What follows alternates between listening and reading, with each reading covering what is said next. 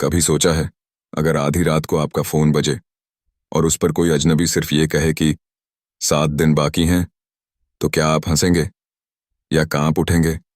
क्या हो अगर वो कॉल किसी जिंदा इंसान की ना होकर एक मरी हुई आत्मा की हो? ये कोई कहानी नहीं, ये एक शाप है, एक डरावनी हकीकत जो हर उस इंसान को मिटा देती है जो उस कॉल को उठाता है। आज की कहानी एक ऐसी आत्मा की है जो हर रात 1203 पर सिर्फ एक बात कहती है, मैं आ रही हूं।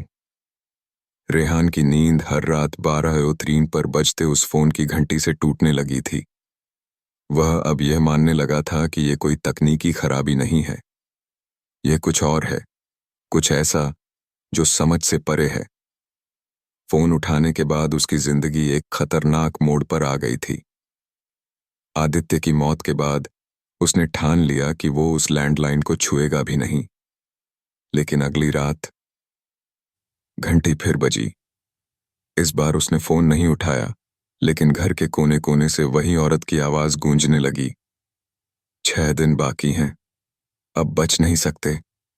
रेहान कांप उठा। उसके कमरे की लाइट झपकने लगी, दीवारों पर साए से सरकने लगे और घर की हवा में गंध सी भर गई, जैसे किसी ने अभी अभी लोबान या चिता की राख जलाई हो। रेहान अब इस कोठी के इतिहास को जानना चाहता था। उसने पड़ोस में रहने वाली एक बुजुर्ग महिला, शारदा अम्मा, से पूछा। वो पहले मना करती रहीं, लेकिन जब रेहान ने रात 1203 का जिक्र किया तो उनके चेहरे पर डर का साया दौड़ गया। तूने फोन उठा लिया? जी। अब तेरा कुछ नहीं हो सकता बेटा, ये कोठी शापित है। 1979 में यहां एक औरत की आत्महत्या हुई थी, रूपा नाम की लड़की। फोन पर ही उसने अपनी जान दी थी, और कहते हैं मरने से पहले उसने 7 लोगों को फोन किया था। शारदा अम्मा की बातों से रेहान का दिमाग सुन्न हो गया। उसका फोन नंबर, वही नंबर जो फोन पर आ रहा था। रेहान ने पुलिस स्टेशन से आरटीआई फाइल करवाई और 2 दिन में उसे उस नंबर की फाइल मिली। फाइल में एक केस दर्ज था, 7 मौतों की रहस्यमयी चेन, जिसे द कॉल कर्स नाम दिया गया था। सभी मौतें फोन कॉल के 7 दिनों के भीतर हुई थीं। सबकी आंखें जल गई थीं, खून बाहर निकला था, और मरने से पहले सबने एक ही वाक्य कहा था। रूपा ने कहा था, मैं आ रही हूं।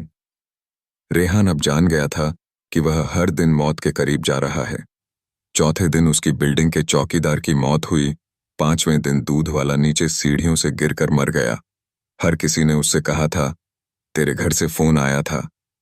लेकिन रेहान ने किसी को फोन नहीं किया था। वह पागल होने लगा था। उसे रूपा की परछाई शीशे में दिखने लगी। उसकी रिकॉर्डिंग डिवाइस अपने आप चालू हो जाती। दीवारों से किसी के रोने की आवाजें आती। 7वें दिन सुबह रेहान ने अपने आप को घर में बंद कर लिया। उसने फोन को तार से निकाल दिया, लेकिन फिर भी घंटी बजी। इस बार फोन उठाया तो एक ही वाक्य, अब तेरा वक्त खत्म, दरवाजा खोल, मैं आ गई हूं। रेहान ने कांपते हुए दरवाजा खोला। कोई नहीं था, लेकिन पीछे मुड़ते ही रूपा खड़ी थी, अधजली, बिखरे बाल और जलती आंखें। उसने एक झपट्टा मारा और 1 हफ्ते बाद कोठी फिर किराए पर दी गई। नया किराएदार, अविनाश नाम का एक आईटी इंजीनियर। पहली रात बहुत खुश था कि इतने सस्ते में इतनी बड़ी जगह मिल गई। लेकिन रात के ठीक 1203 पर फोन फिर बजा। हेलो, दूसरे छोर से आवाज। काउंटडाउन शुरू हो गया है। 7 दिन। फोन बजता है। हर बार कोई नया शिकार चुनता है। रूपा अब इंतजार नहीं करती।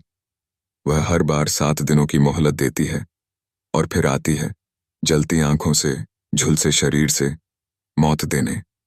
हर बार, हर शहर में, हर नए नंबर पर। तो क्या आपने आज की कॉल सुनी? कहीं आपने भी तो फोन नहीं उठाया? घबराइए मत।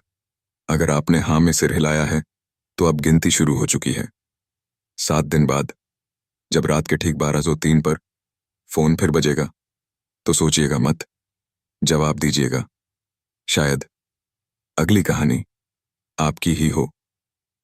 कहानी मंगल में फिर मिलेंगे, एक और भयानक, सच्ची और रहस्यमयी दास्तान के साथ। तब तक फोन मत उठाइएगा अगर नंबर अनजान हो।